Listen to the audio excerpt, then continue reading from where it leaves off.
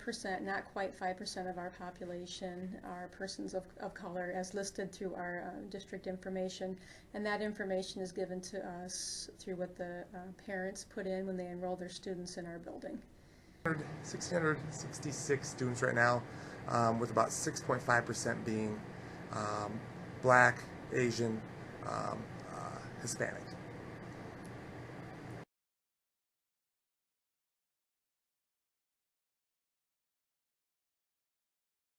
I think our biggest gap is our students who maybe live in poverty and maybe qualify for reduced lunch, and if that happens to be people of color or any of races that are correlated with that, possibly, but considering it's such a minor part of our numbers of our students, we see our biggest gap is poverty-related issues with achievement.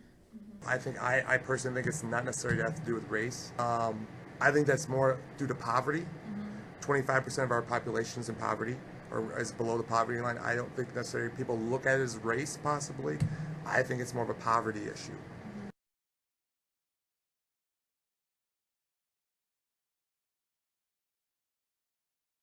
What I see is people feeling a connection or a friendship with a person of color and maybe saying something that they shouldn't say.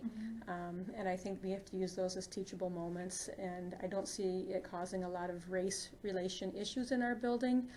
Not a lot that gets brought to us. If it's happening, I'm not fully aware of it, and that's a concern to me too. If it is happening, we don't know about it. That is an issue that needs to be addressed. But for us right now, we don't have a lot of racial issues that get brought to our attention.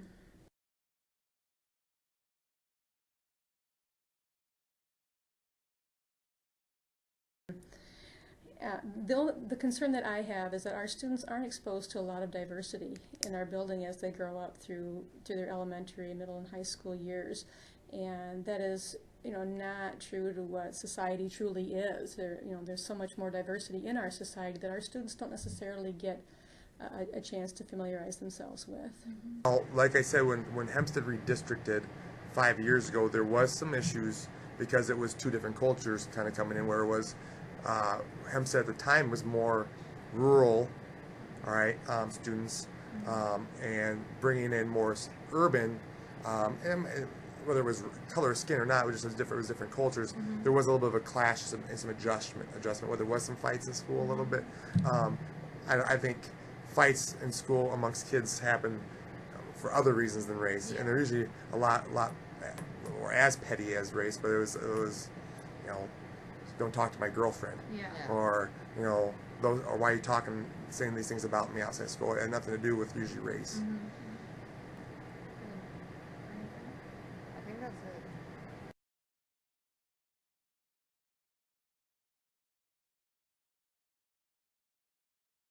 it. Kind of like we talked about earlier, just in sheer numbers in general, you don't have a lot of diversity within the school, the hallways of Western Dubuque. Where at Hempstead, the numbers are so large that it feels like you have a larger diversity, or diverse population.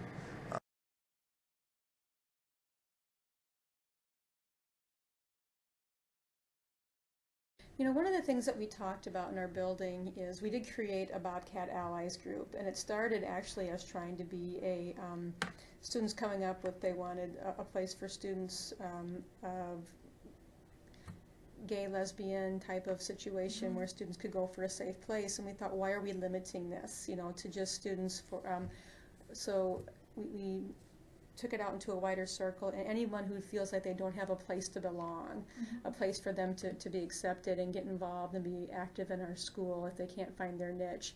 And so we do try to reach out to students who don't have an activity or somewhere to fit in. That group of Bobcat Allies does reach out to all students and give them an opportunity to have a sense of belonging to our building. But there are some things in the school that we're doing as far as the Young Black Men's Coalition here in Hempstead. We have a couple of different young black women's groups in school that are trying to help connect kids with ways out of poverty.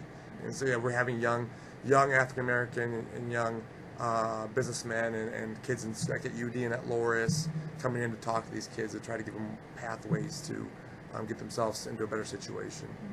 I teach what's called the Success Program here at Hempstead, which is for 10th graders who are at risk of dropping out of school.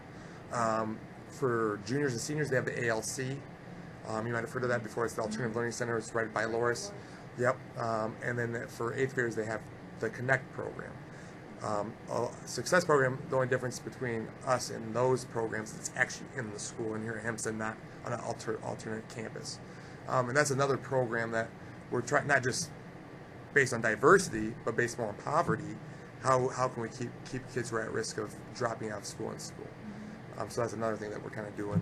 And this is the only second year of the program, so it's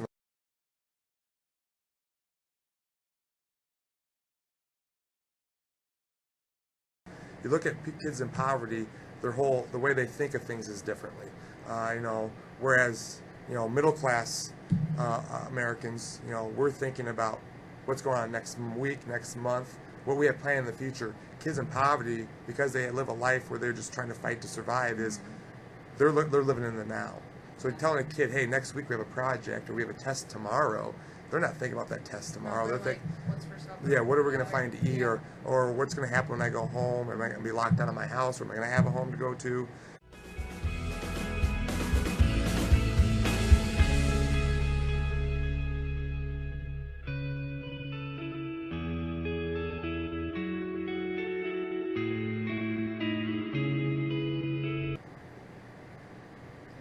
That's pretty painless.